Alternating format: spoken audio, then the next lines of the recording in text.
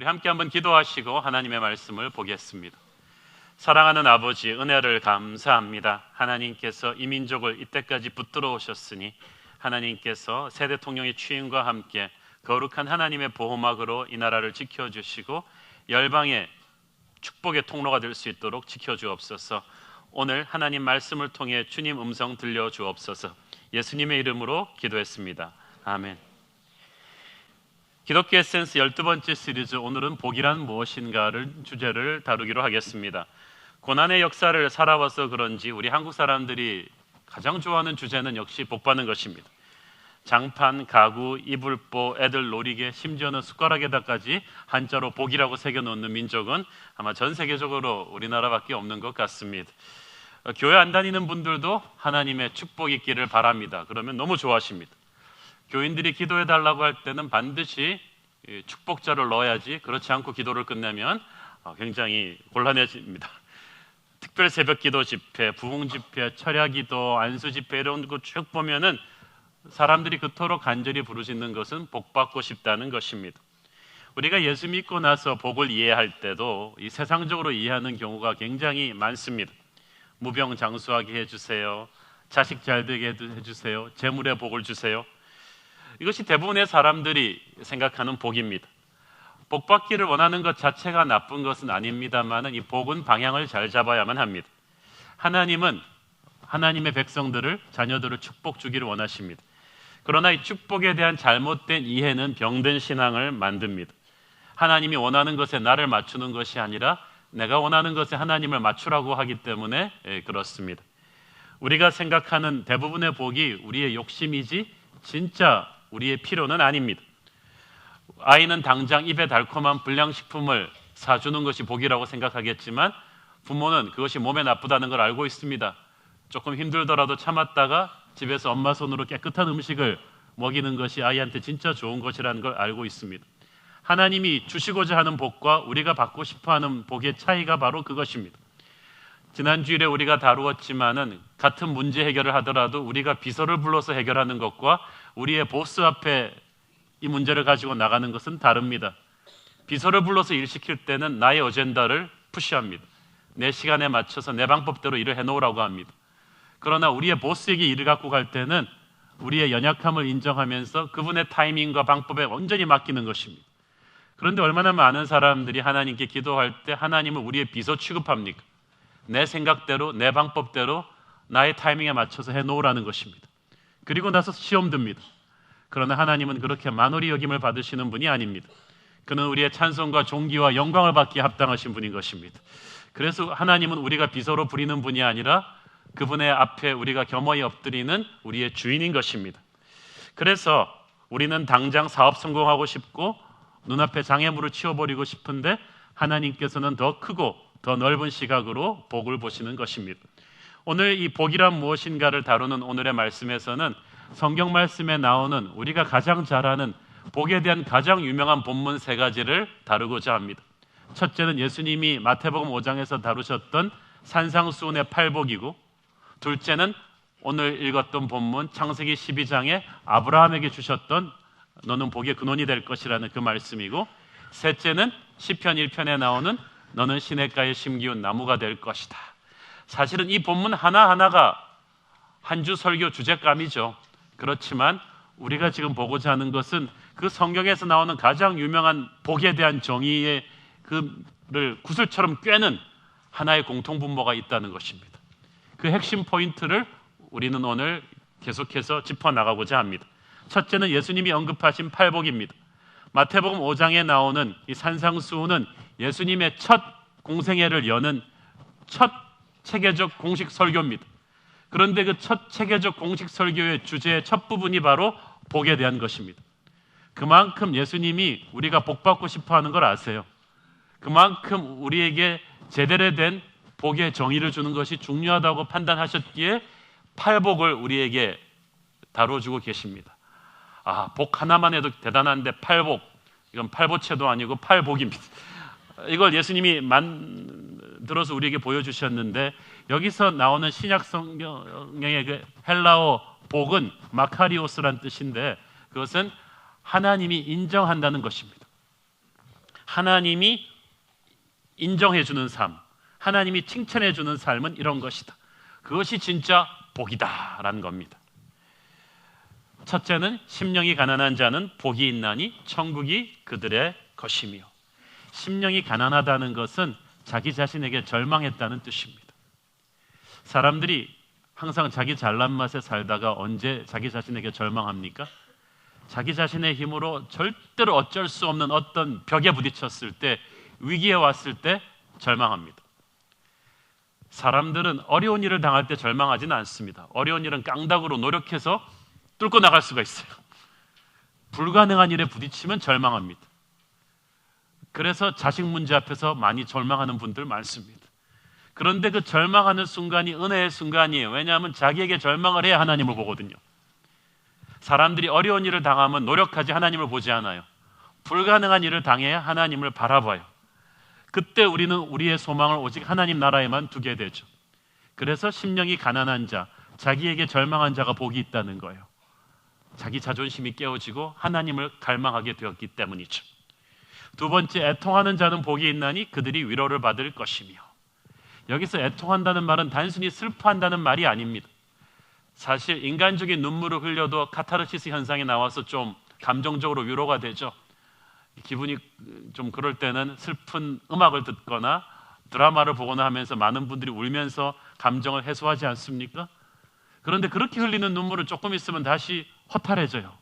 여기서 애통하다는 말은 자기 인생에 정말 어쩔 수 없는 문제를 하나님 앞에 갖고 나와서 하나님 앞에서 통곡하는 것입니다. 주님, 제가 교만했네요. 주님, 제가 어쩔 수 없네요. 주님만이 제 삶의 구원자이십니다 라고 통곡하면서 엎드릴 때 하나님만이 주실 수 있는 하늘의 위로를 줄 것이라는 것입니다. 사람이 주는 값싼 위로가 아니라 하나님의 그 위로를 받는다는 뜻입니다. 애통하는 자에게 그런 복이 있다는 거예요. 셋째는 온유한 자는 복이 있나니 그들이 땅을 기업으로 받을 것이다. 여기서 온유하다는 말의 뜻을 잘 이해해야 하는데, 우리가 보통 온유 그러면 어떻게 생각합니까? 나약한 사람, 연약하고 결단력 없는 사람을 온유한 사람이라고 생각하기 쉬운데 결코 그런 거 아니에요. 이 헬라어 온유는 이 프라우테스라는 말에서 왔는데, 이것은 야생마를 길들여서 기수의 뜻에 따라서 달리는 아주 폭발적인 힘을 가진 특급 경주마로 만들 때 쓰는 단어입니다. 그러니까 성경에서 온유한 사람이라고 할 때 처음부터 그냥 얌전한 사람 말하는 게 아니에요. 모세를 지상에서 가장 온유한 사람이라고 하잖아요. 모세가 얼마나 자존심 센 사람이었습니까? 실력도 있고 성정이 불같은 사람이었는데 그를 하나님의 광야에서 꺾어서 완전히 하나님의 손에 딱 붙잡혀 놓으니까 모세는 야심을 버리고 비전을 품는 사람이 되었습니다. 그렇게 하나님 손에 꺾여서 사로잡힌 사람은 땅을 기업으로 받는다. 약속의 땅을 정복한다. 승리를 성취하게 된다. 부흥을 체험하고 능력을 체험하며 하늘의 그 능력을 다운로드해서 꿈을 이루는 사람이 된다. 이런 거예요. 이게 복이 있는 사람이죠. 네 번째, 의에 줄이고 목마른 자는 복이 있나니 그들이 배부를 것이며. 여기서 의에 줄이고 목마르다는 말은요, 한마디로 말해서 늘 은혜에 굶주려 있다는 거예요. 은혜 받기를 사모하는 거예요. 여러분이 무엇에 굶주려 있는가가 여러분의 인생을 결정하죠. 히딩크는 나는 아직도 배가 고프다. 승리에 굶주렸던 사람이에요. 그렇게 승부욕이 강하니까 2002년도에 한국 팀을 세계 4강까지 막 끌어올리는 거 아니겠어요? 내가 돈에 목마르면, 인기에 목마르면 그것이 내 인생을 결정합니다. 그런데 이 사람은 은혜에 목마른 사람이에요. 하나님만으로는 말고 다른 어떤 것으로 만족을 몰라요. 그래서 은혜의 자리를 제일 사모하고 예배드릴 때 제일 앞자리에 나오고 기도하고 예배하는 자리를 제일 사모하는 자에게 하나님이 은혜를 채워주신다. 성령을 채워주신다. 누가 성령의 은사를 체험하고 은혜를 체험하고 하나님의 음성을 듣느냐? 하나님을 갈망하는 자, 하나님을 고파하는 자, 하나님에게 목마른 자에게 하나님을 체험하게 해준다는 거예요. 이게 복이라는 것입니다. 다섯 번째는 긍휼히 여기는 자는 복이 있나니 그들이 긍휼히 여김을 받을 것이며. 긍휼히 여긴다는 것은 품어준다는 거예요. 참아주고 용서하고 사랑해 주는 것입니다. 예수님의 마음으로 그렇게 형제를 품어주고 용서하고 사랑해 줄 때 하나님과 다른 사람들도 그를 용서하고 사랑해 주고 품어줍니다. 여러분이 형제를 긍휼히 여겨지는 것만큼 하나님의 긍휼을 여러분이 깊이, 가슴 깊이 체험하게 될 것입니다. 이게 복이라는 거예요. 여섯 번째, 마음이 청결한 자는 복이 있나니 그들이 하나님을 볼 것이며. 여기서 마음이 청결하다는 것은 영이 맑은 거예요. 예수의 보혈로 영이 깨끗해졌어요. 그러니까 그는 하나님을 볼 것이라. 이 말은 무슨 말이냐면 하나님의 음성을 듣는다는 거예요. 하나님이 말씀하지 않아서 못 듣는 게 아니라 영이 맑지 않으면 음성을 듣지 못해요. 그래서 하나님을 보는 사람은요, 설교를 들으면 거기서 하나님이 자기를 향해 주는 메시지를 캐치를 해냅니다. 기도할 때 성령님의 임재를 느끼고요, 찬양할 때 성도들과 교제할 때 그는 하나님의 메시지를 들어요. 영이 맑으니까 그래요. 그래서 늘 하늘의 음성과 감동과 분별력을 가지기 때문에 그는 복된 자라는 뜻입니다. 일곱 번째, 화평하게 하는 자는 복이 있나니 그들이 하나님의 아들이라 일컬음을 받을 것이며. 모든 사람은 붙은 전쟁입니다. 그러나 하나님과 화목한 사람은 사람과 사람 사이에도 피스메이킹을 합니다. 여러분이 진짜 성령 체험했는가 아닌가를 보려면 여러분이 가는 곳마다 싸움이 일어나는가 아니면 자꾸 화목이 일어나는가를 보면 알 수가 있어요. 예수 믿으면서도 성령의 힘으로 자꾸 싸우려는 분들이 있어요. 그건 아니에요. 하나님의 화목을 체험한 다음에 다른 사람들과도 화평하게 하는 자는 복이 있다 그랬어요. 그때 비로소 하나님이 너는 정말 나의 아들이라라고 박수를 쳐주시는 것입니다. 여덟 번째, 의를 위하여 박해를 받는 자는 복이 있나니 천국이 그들의 것임이라. 주님을 믿는데 더 이상 박해는 없다고 말하는 사람은 진짜 말씀대로 살려고 세상 속에서 몸부림쳐보지 않은 사람이에요. 복음을 전하려고 노력해보지 않은 사람이에요. 말씀대로 살려고 하면 어떤 형태로든 조금의 박해와 핍박은 옵니다. 그러나 이것을 견뎌낼 때 우리는 하늘의 기쁨을 누리게 된다는 것입니다. 천국을 누리게 된다는 거예요. 자, 순식간에 훑었습니다만 여러분, 이 팔복의 한복을 꿰고 있는 이 공통분모가 무엇인지, 팔복의 핵심 포인트가 무엇인지 이제 대충 감이 오시지 않습니까? 전부 하나님과의 관계 얘기입니다. 세상에서 가장 큰 축복은, 모든 축복의 축복, 펀더멘탈한 축복은 하나님의 임재를 느끼는 거예요. 하나님의 음성을 듣는 거예요. 주님과 동행하는 거예요. 주님과 깊이 교제하는 거예요. 그래서 팔복의 첫째도 천국으로 시작해서 마지막도 천국으로 끝나죠. 예수님이 돈 많이 벌고 좋은 학교 들어가고 유명해지는 복 이야기는 하나도 하지 않으셨죠. 그렇다고 해서 예수 믿으면 그게 안 오느냐? 그건 아니에요. 그거는 아주 부수적인 거라는 거죠. 정말 펀더멘탈한 것은 우리의 영이 예수로 충만한 것입니다. 예수님과의 교제로 아주 충만한 거예요. 그래서 팔복의 시작과 마지막이 천국이라는 얘기는 우리의 진짜 복은 천국 가서야 안다는 거예요. 누가 진짜 복 받았는지는 천국 가보면 알게 될 것입니다. 우리는 장수해야 복 받는다고 하죠. 기독교 역사에 가장 큰 영향력을 끼쳤던 사람 중에 하나가 데이비드 브레이너드라는 선교사님인데, 조나선 에드워드를 비롯한 빌리 그레함과 우리가 아는 모든 영적인 거인들이 그분의 글과 책을 읽고 감동받았어요. 멘토예요. 29살에 돌아가신 분이에요. 미국에서 인디안 선교하다가 돌아가셨지만 그 짧은 생애와 그 생애가 담긴 그 스토리가 지난 300년 동안에 지구상에 존재하던 모든 영적인 거장들의 인생에 엄청난 영향을 끼쳤어요. 그가 짧게 살았다고 해서 박복한 사람이겠어요? 아니에요. 천국에 가보면 우리는 데이비드 브레이너드라는 사람이 얼마나 큰 영적인 발자국을 찍었는지 알게 될 거예요. 그래서 진짜 복은 천국에 가서야 알게 되는 거죠. 하나님의 말씀을 쫓고 하나님과 깊이 가까이 하는 것, 그것이 가장 큰 복입니다. 내 주 예수 모신 곳이 그 어디나 하늘나라다. 그런데 하나님께 가장 가까이 가는 때는 대부분 우리의 인생이 먹구름과 비바람과 광야를 통과할 때입니다. 영화를 볼 때도 불이 꺼져야 이 영화가 보이듯이 우리 인생에 불이 꺼질 때 우리가 참 희한하게 하나님의 임재를 가장 강렬하게 체험하게 됩니다. 그래서 모든 기도의 용사들, 영적 지도자들은 반드시 광야를 거쳐 나오죠. 감옥에서 또는 좌천되었을 때, 몸에 병이 들었을 때 기도를 배웁니다. 말씀을 새롭게 터뜨리게 됩니다. 성령의 체험을 하게 됩니다. 애통하는 마음을 가지게 되고 자신에게 절망하게 되고 의에 줄이고 목말라 하는 것이 바로 그때 생기는 거예요. 그러므로 여러분의 인생이 지금 고난을 통과하고 있는 분이 있다면 여러분에게 허락된 그 고난이 박복의 증거가 아니라 축복의 증거임을 여러분은 믿으셔야 합니다. 스스로가 불쌍하다고 생각하지 마십시오. 두 번째, 성경에서 나오는 가장 큰 복의 말씀은 아브라함에게 주신 복입니다. 창세기 12장 1절 우리 함께 읽겠습니다. 시작. 여호와께서 아브라함에게 이르시되 너는 너의 고향과 친척과 아버지의 집을 떠나 내가 네게 보여줄 땅으로 가라. 자, 인생에서 정말 중요한 것은 무엇을 이루느냐가 아니고 누구를 만나느냐이거든요. 우리 인생 최고의 날은 그러므로 주님이 내게 찾아오시는 날입니다. 아브라함은 죄인이었는데 하나님이 찾아오셔서 말씀하셨기 때문에 구원받은 거예요.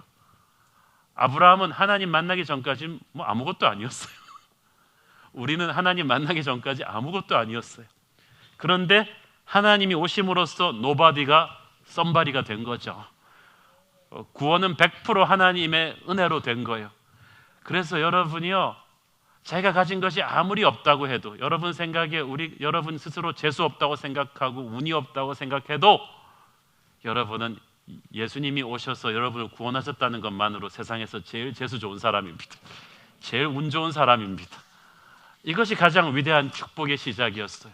오늘 우리가 성만찬을 나눌 텐데 여러분이 성만찬을 감격으로 구원의 확신을 가지고 할 수 있다는 것, 이 십자가 보혈이 누구를 위한 것이었는가를 알게 되는 것이 축복의 시작입니다.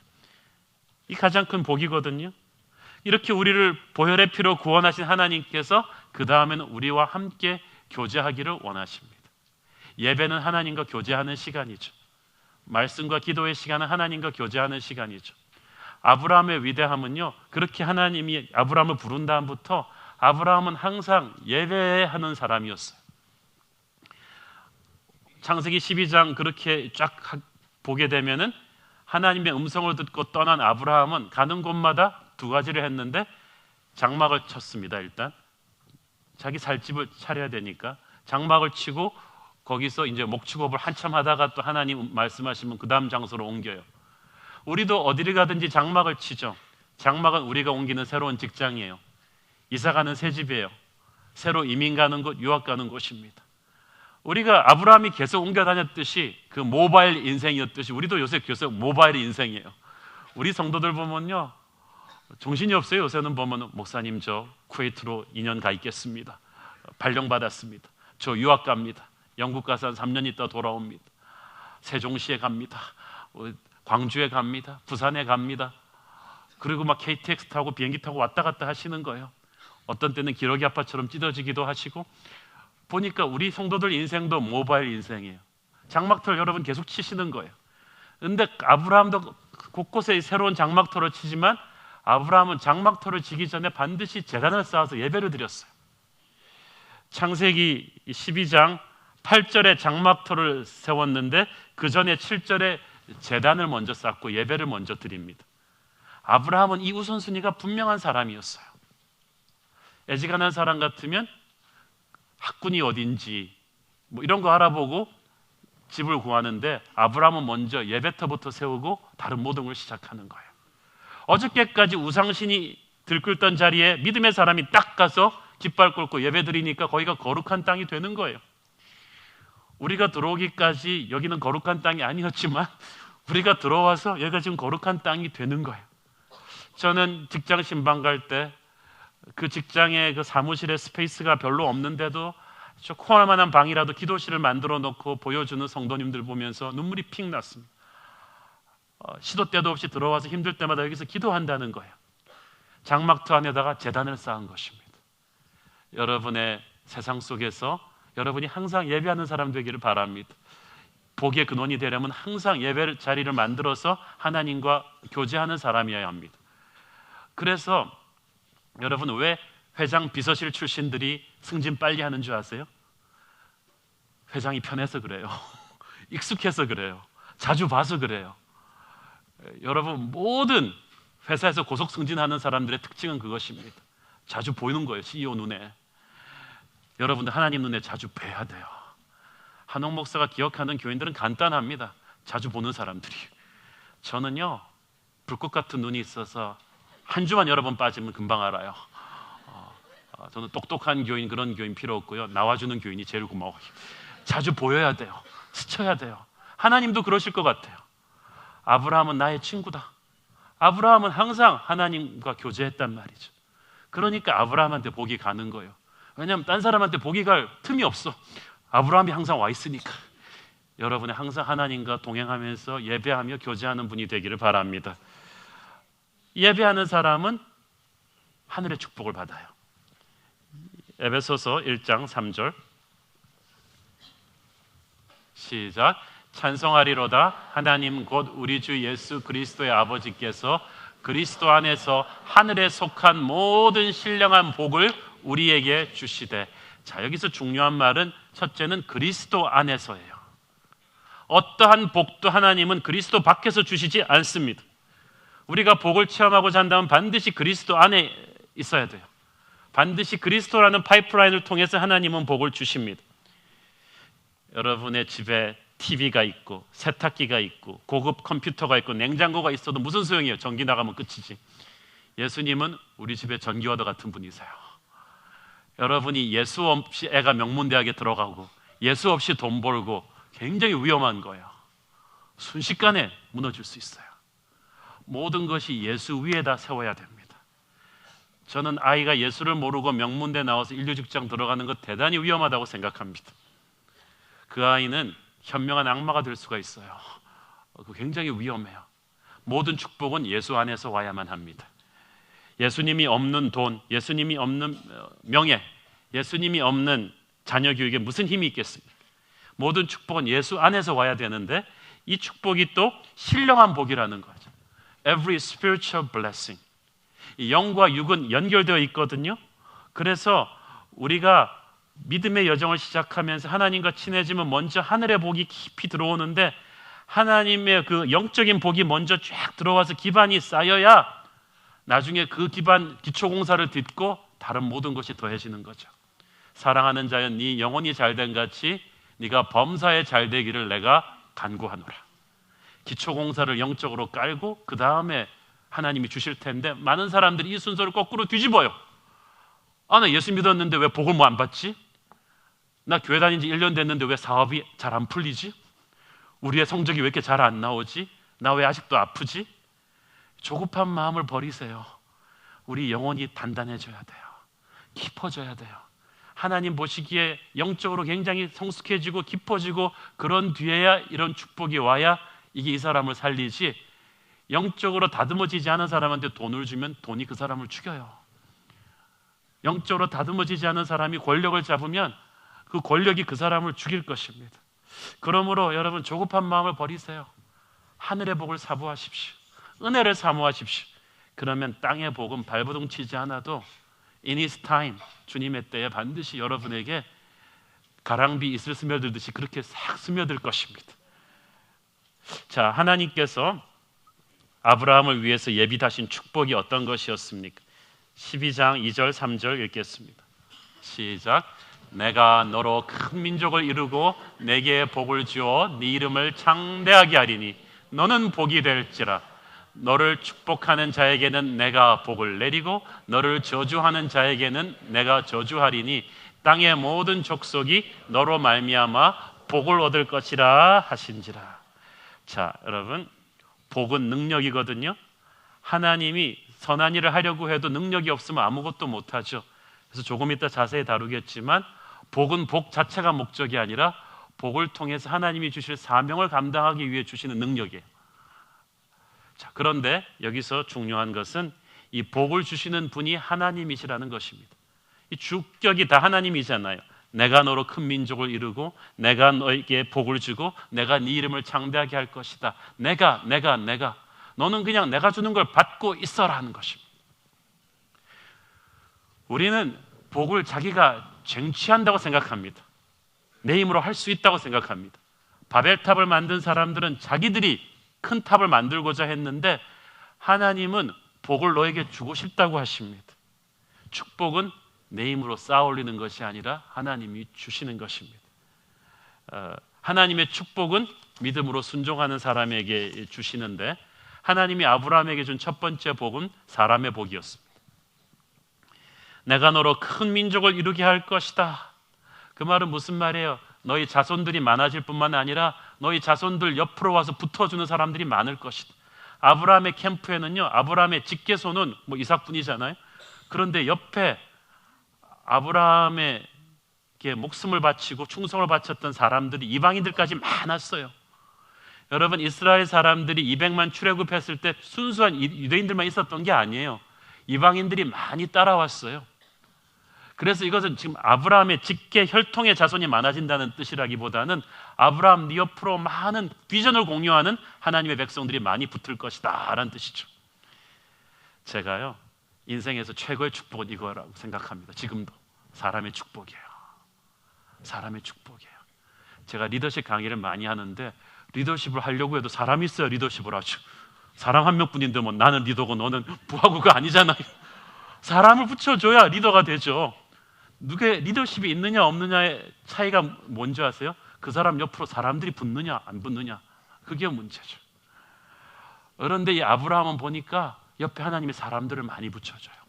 그것도 목숨을 바치고 진심으로 아브라함을 사랑하고 함께 뛰는 탁월한 재주와 충성심을 가진 사람들이 붙어요. 자, 아브라함 밑에서 이 얄미운 롯이 세력을 키워갖고 독립해서 나가죠. 영악한 사람들이 다 롯 옆에 붙어가지고 큰 세력을 만들어서 나갔는데 이 롯이 잘 꼬셨겠죠. 너 나 따라오면 스톡옵션 줄게, 고속 승진 이런 거 약속한다. 그러니까 젊고 빠릿한 롯을 따라서 영악한 친구들이 다 따라 나갔어요. 그런데 롯의 부하들의 차이와 아브라함의 부하들의 차이는 몇 년 만에 결판 났어요. 롯은 가가지고 그 땅에서 전쟁을 겪었어요. 전쟁을 겪으면서 적군이 롯의 집, 그 도시와 함께 멸망시키고 롯을 포로로 끌어갔어요. 롯이 스톡 옵션과 돈으로 설득했던 부하들은 다 도망가 버렸어요.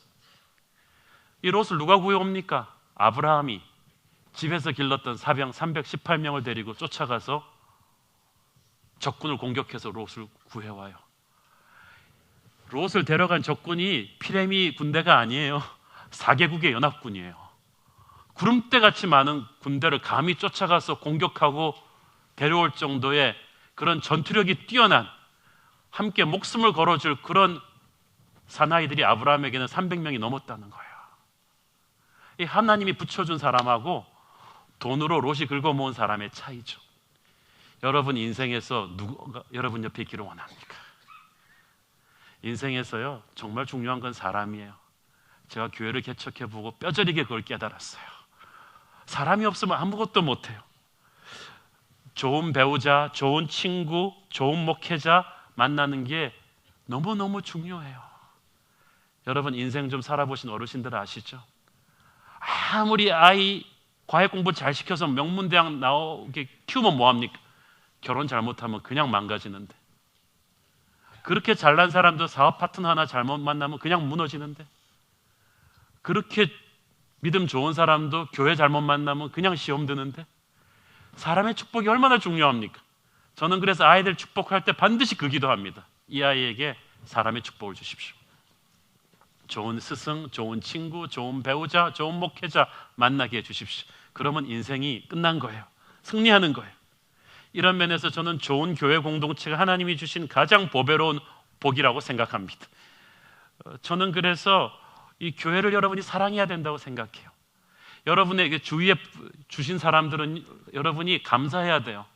여러분에게 옆에 있는 여러분의 배우자 맨날 바가지만 긁지 마시고 아이고 우리 복덩어리, 하나님이 복을 주신 거라고 생각을 하세요.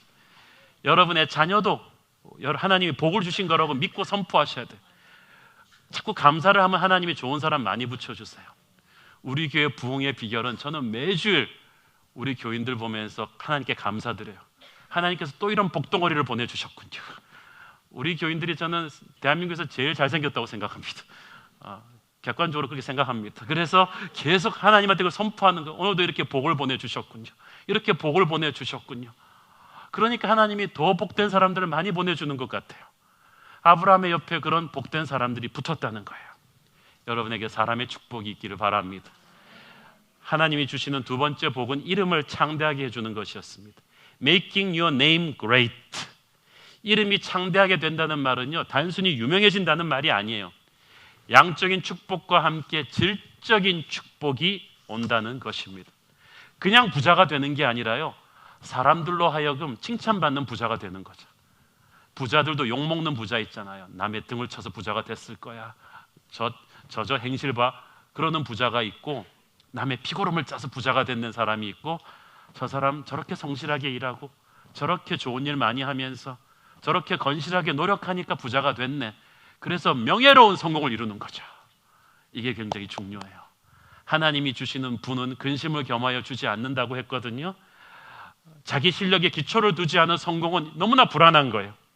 학력을 부풀리고 자기 이력을 부풀리고 남의 것을 사기를 쳐서 이룬 부나 명예는 얼마나 허무하게 사라지는 것입니까?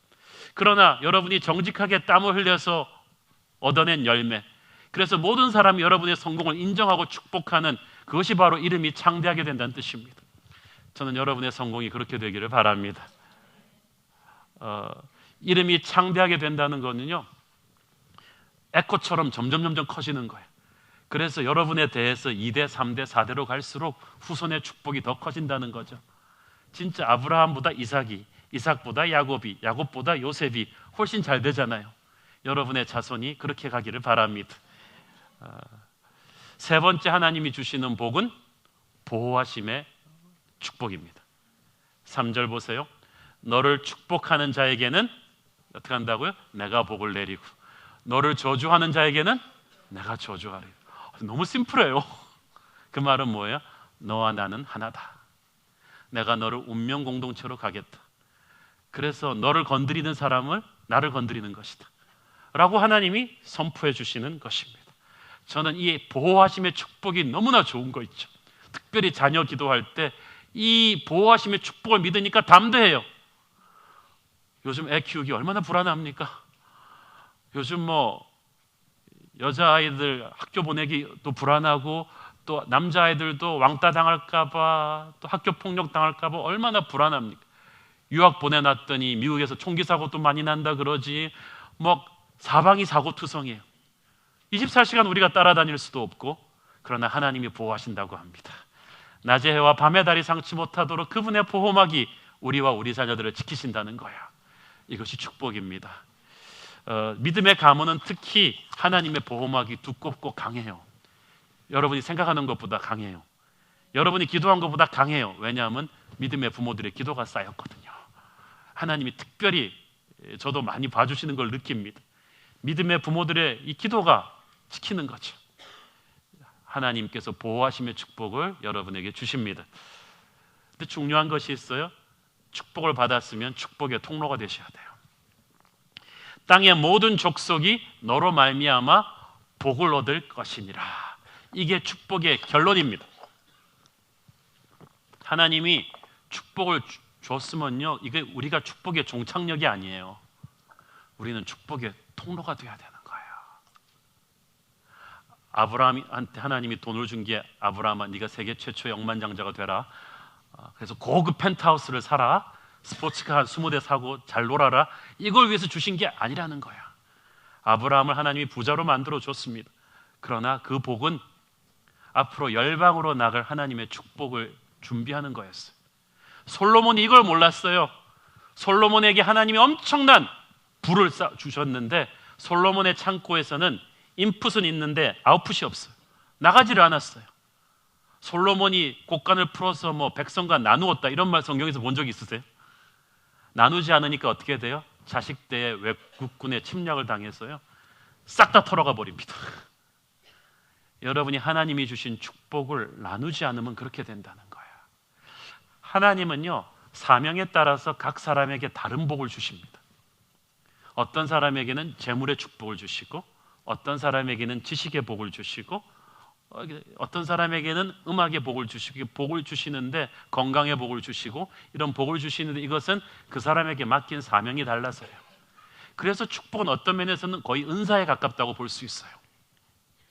모든 사람에게 다 재물의 축복을 주지 않은 까닭은 이 사람한테는 재물을 주면 이 재물이 이 사람을 죽이겠거든요. 그래서 그 사람한테는 안 주고 지혜의 축복을 준 사람이 있어요. 지혜의 축복, 지식의 축복을 준 사람은 많은 사람들에게 이 지식을 가르치고 지혜를 가르치면서 이걸 써야 돼요. 재물의 축복을 받은 사람은 그 재물을 가지고 하나님의 일을 해야 돼요. 흘려보내야 되는 거죠. 그렇지 않게 되면은 그게 쌓여서 썩게 되고, 썩게 되면 그것이 여러분을 죽입니다. 이게 중요해요. 복은 나 자신만을 위한 것이 아니에요. 열매는 내가 따먹는 게 아니거든요. 남이 따먹는 거거든요. 그래서 여러분이 축복을 달라고 하지 말고 축복을 주셨을 때 여러분이 감당할 사명을 위해서 여러분 헌신하기를 바랍니다. 그래서 축복은요, 작은 사명부터 헌신을 잘하는 사람에게 계속 오는 것 같아요. 왜냐하면 이 사람은 축복 갖고 딴짓을 안 하니까. 욕심 많은 사람에게 오는 것이 아니라 헌신의 사람, 순종의 사람에게 하나님께서 계속 축복을 주실 줄로 믿습니다. 이 축복은요, 하나님의 계획이 나의 삶을 새로운 단계로 옮겨가는 것입니다. 하나님이 내게 찾아오시는 것을 구원하시는 것이 복이라 시작이라 그랬죠. 구원하신 다음에 계속 교제하시면서 사명을 주시는데, 축복을 받은 사람은요, 하나님께서 그 사람의 자기만 알던 인생에서 하나님을 알고 하나님의 뜻을 행하는 인생으로 업그레이드 하도록 인생을 바꾸십니다. 그런데 그 과정이 조금 고통스러워요. 그래서 아브라함도 이 축복의 환상적인 말씀을 듣고 나서 아브라함의 인생이 조금 힘들어졌어요. 창세기 12장에 보면은 첫 부분은 축복의 말씀 듣고 좋았어요. 그래서 그 말씀 듣고 순종해가지고 이민 갔단 말이에요. 갑자기 75년 살던 집을 다 정리하고 이민 가자니까 옆에서 말씀을 직접 못 들은 부인하고 애들이랑 또 하인들 입이 이만큼 나왔어요. 이씨, 막 이러고 있는데 아브라함이 걱정하지 마라. 나를 따르라. 나를 따르면 이제 복이 대박으로 터진다고 하나님 말씀하셨어. 나를 따르라. 그래가지고 이제 쫙 갔단 말이에요. 사원들이 전부 반대하는 프로젝트를 CEO 혼자 고집해갖고 했으면은 이 프로젝트가 대박을 쳐줘야 CEO의 권위가 쓸 텐데, 약속의 땅에 쫙 가서 이제 가기만 하면 이제는 막 대박이 터진다고 했는데 오자마자 흉년 딱 이렇게 온 거예요. 기근이 왔어요. 그러니까 사람들이 전부 다 아브라함을 째려보는 거죠. 사장님, 이거 어떻게 된 겁니까? 뭐가 있습니까? 축복은커녕 복 그림자도 없네요. 그랬더니 아브라함이 그때 기도했어야 되는데 기도 안 해보고 걱정 마지 마라. 당황스러워서 사람들이 전부 다 지금 애굽으로 가서 잠시 가서 밥 먹는데 우리 애굽으로 가자. 기도 안 하고 애굽으로 확 갔어요. 애굽으로 가서 이제 밥은 먹었는데 문제는 밥을 잘 먹여준 애굽 왕이 자기 와이프 보는 눈길이 심상치 않네. 사레 할머니는 얼마나 예쁘길래 60이 넘었는데 그렇게 이쁘단 말이에요. 그런데 딱 아브라함의 머리가 빨리 돌아가기 시작했어요. 저 애굽 왕이 우리 아내를 탐내는 것 같은데 여기서 우리 아내라 그랬다가는 남편이 나를 죽이고 우리 아내를 데려가겠지? 그래서 머리를 돌려서 우리 누이 동생이라고 거짓말했어요. 그런 예쁜 누이 동생이 있다니. 애굽 왕이 탁 데려가면서 지참금으로 엄청난 돈을 줬어요. 근데 아브라함은 속으로 죽을 마음이지. 약속의 씨앗을 잉태할 와이프를 이제 이집트 왕에게 그냥 넘겼으니 하나님께서 혀를 끌끌 차시다가 이집트 왕에게 악몽을 보내가지고 이집트 왕이 그때야 아브라함이 거짓말한 걸 알았어요. 그렇지만 하나님이 함께하는 사람이니까 그냥 또 축복하고 그냥 보냈죠.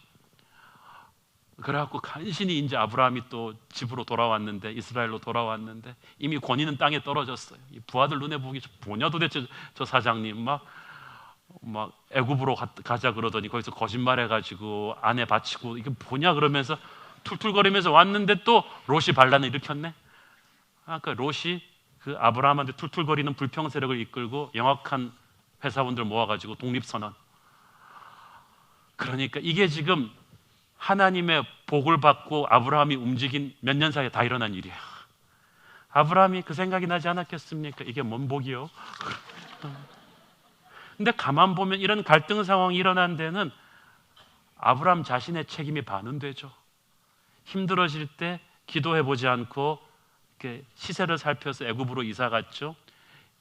이집트 왕한테도 안 해도 되는 거짓말 했죠.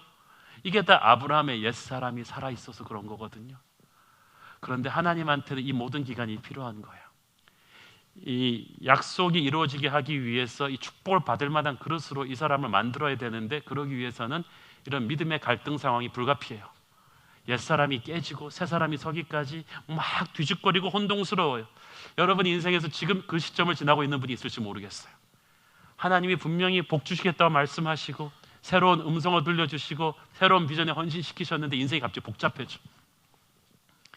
LCS 딱 그 어려운 LCS 통과해가지고 이제 다음 주 개강인데, 그럼 LCS를 준비하면서 날마다 하늘의 은혜가 충만해야 되는데, 제가 예언컨대 아마 지난 몇 주간 동안에 부부싸움은 제일 많고 회사 일은 사방에서 막 구멍이 터지고 막 갈등 상황이 오는 거예요.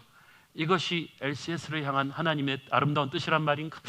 이런 갈등이 계속되는데 이게 좋은 거예요. 이때 하나님께서 여러분의 옛사람을 끄집어내면서 새로운 하나님을 체험하게 해주시는 시간인 줄을 믿으세요. 여러분은 복 받고 있을 거예요. 지금 조정하는 것뿐이에요. 세 번째로, 우리는 시냇가에 심기운 나무다. 이게 성경에 나오는 유명한 축복 본문이죠. 함께 읽어볼까요? 시편 1편 1절부터 시작. 복 있는 사람은 악인의 꾀를 따르지 아니하며 죄인들의 길에 서지 아니하며 오만한 자들의 자리에 앉지 아니하고 오직 여호와의 율법을 즐거워하여 그의 율법을 주야로 묵상하는도다. 그는 시냇가에 심은 나무가 철을 따라 열매를 맺으며 그 잎사귀가 마르지 아니함 같으니 그가 하는 모든 일이 다 형통하리로다. 여기서 복 있는 자라는 히브리어 뜻이요, maximum happiness, 더 이상 소유할 수 없는 최고의 행복을 소유한 자라는 뜻입니다. 도대체 돈을 얼마나 가져야 그 정도로 말할 수 있을까요? 도대체 명예를 얼마나 가져야 나는 더 이상 부러울 게 없다고 최고의 행복을 계속 소유하고 있다고 말할 수 있겠습니까? 그 사람은 시냇가에 심기운 나무라고 했어요. 나무는 겉으로 드러난 모습보다 뿌리가 더 깊어요. 이 뿌리가 결정적이에요. 보이지 않지만. 시냇가에 심기웠다고 했죠. 성경에서 시냇가, 샘물, 물 이런 말 나올 때는 100% 성령님을 말합니다. 예수님을 말합니다. 그러니까 복 있는 사람은 누구냐 하면 그 뿌리가, 나무가 그 뿌리를 땅속에 깊이 박고 그 땅에서 영양소와 수분을 흡수해서 나무가 건강해지듯이, 진짜 복 있는 사람은 그 영혼의 뿌리를 예수님 안에, 성령님 안에 깊이 뿌리 내리고 날마다 예수님으로부터 은혜와 능력과 하늘의 힘을 공급받는 사람이 진짜 복 있는 사람이라는 거야. 그게 복 있는 사람이라는 거예요. 그는 말씀을 즐거워하고 주야로 묵상한다. 여기서 묵상이라는 히브리 단어가 상처 입은 짐승에 울부짖는다는 뜻이에요. 그러니까 우리가 말씀을 갖고 읽고 기도하고 이럴 때가 우리가 항상 인생이 잘 풀릴 때가 아니고요, 세상이 나를 상처를 주고 실패하고 좌절해서 마음이 상처투성이일 때도 날마다 예배의 자리로 나와서 하나님의 은혜를 체험하는 그 사람이 복 있는 사람이라는 거야. 이런 사람이 시절을 쫓아 과실을 맺고 그 만사가 다 형통하게 된다. 그 말은 내 입맛대로 인생이 다 풀린다는 뜻이 아니라 하나님의 섭리가 그 사람 인생에서 타이밍에 맞춰서 딱딱 이루어져 간다는 뜻이에요. 여기서 형통한다는 이 단어가 어디서 나오느냐 하면요, 요셉이 감옥에 있었을 때 간수장으로부터도 총애를 받으며 감옥 생활을 할 때 그 행사가 다 형통, 성공하였더라고 말하는 거죠. 야, 우리 인간적인 눈으로 보기에 성공 참 대단하네. 감옥에서 출세했네. 그 성공이네. 그게 아니에요. 우리는 단편적인 지금의 그림을 보고 성공을 보지만 하나님은 전체 장엄한 파노라마를 보시는 거예요. 그래서 하나님이 볼 때 지금은 감옥에 들어왔지만 이게 총리대신까지 가는 하이웨이란 말이에요. 그러니까 하나님의 타임 스케줄에는 정확하게 1분 1초도 틀림이 없어요. 요셉은 그 시절에 맺어야 될 과실을 맺으면서 지금 움직이고 있는 거예요. 그러니까 복 있는 사람이라는 것입니다. 여러분 인생이 지금 단편적으로 보면 몸이 아프고 좌천당하고 그러니까 여러분 지금 절망스럽겠지만 인생을 크게 길게 보란 말이에요. 여러분에 대해 또 여러분의 자녀에 대해 하나님은 반드시 하나님의 위대한 뜻을 이루실 거예요. 그리로 가는 작은 터널이기 때문에 여러분 예수님의 말씀 안에 뿌리 내리고 건강하게 버티기를 바랍니다. 그래서 이런 사람은 항상 활기에 차 있어요. 그 잎사귀가 마르지 않는 에버그린이다. 가난해도 기죽지 않고 몸이 아파도 씩씩하고 남들이 다 안 된다고 하는데 다 망한다고 하는데 이 사람한테는 여유가 있고 하늘의 평안이 있는 거예요. 어저께까지 봐서는 다 죽을 것 같더니 그 다음날 아침엔 딱 일어나가지고 쌩쌩하게 설교하고 있어요. 그게 제 얘기죠. 하나님께 함께하는 사람은 바로 그런 것입니다. 자, 여러분, 예수님의 팔복, 아브라함이 누렸던 복, 시냇가에 심기운 시편 1편의 복의 공통분모 간단하죠. 하나님과 교제하는 거예요. 그분을 아는 거예요. 무엇과도 바꾸지 않는 주님을 누리는 거예요. 그래서 그 영혼이 하나님을 깊이 새롭게 체험하면서 날마다 길어내는 하늘의 능력과 은혜의 샘물이 그 사람의 인생을 복되게 하는 거예요. 이 영적인 복이 핵심이에요. 이게 엔진이에요. 이게 하드드라이브예요. 이게 깔리고 나서 다른 모든 것이 더해져야지, 하드드라이브 용량이 안 되는데 거기다가 소프트웨어 프로그램을 깔면 컴퓨터가 작동이 안 돼요. 하나님이 주시는 영적인 복이 없이 돈을 벌고 애가 좋은 대학 가고 이래봤자 나중에 그게 감당이 안 되는 것입니다. 사랑하는 여러분, 지금 여러분에게 그 영적인 복을 주시기 위해서 하나님께서 지금 잠시 광야를 허락하신 분들, 잘 들으세요. 스스로를 불쌍하게 보지 마십시오. 여러분 박복하지 않아요. 지금 여러분이 가장 축복받고 있는 때입니다. 왜냐하면 지금 여러분이 하나님을 향한 갈망이 제일 크잖아요. 하나님의 은혜가 지금 제일 목말라 하잖아요. 지금 가난하고 몸이 아프다 할지라도 그 은혜가 오늘 여러분에게 충만하게 임하기를 바랍니다. 이 십자가의 보혈이 누구를 위한 것이었습니까? 바로 여러분을 위한 것이었습니다. 하나님의 아들의 생명을 주고 바꿀만 하다면 여러분 그렇게 박복한 사람 아닙니다. 하나님이 사랑합니다. 여러분은 이미 최고의 축복을 누리고 있는 분인 줄 믿으시기 바랍니다. 기도합시다.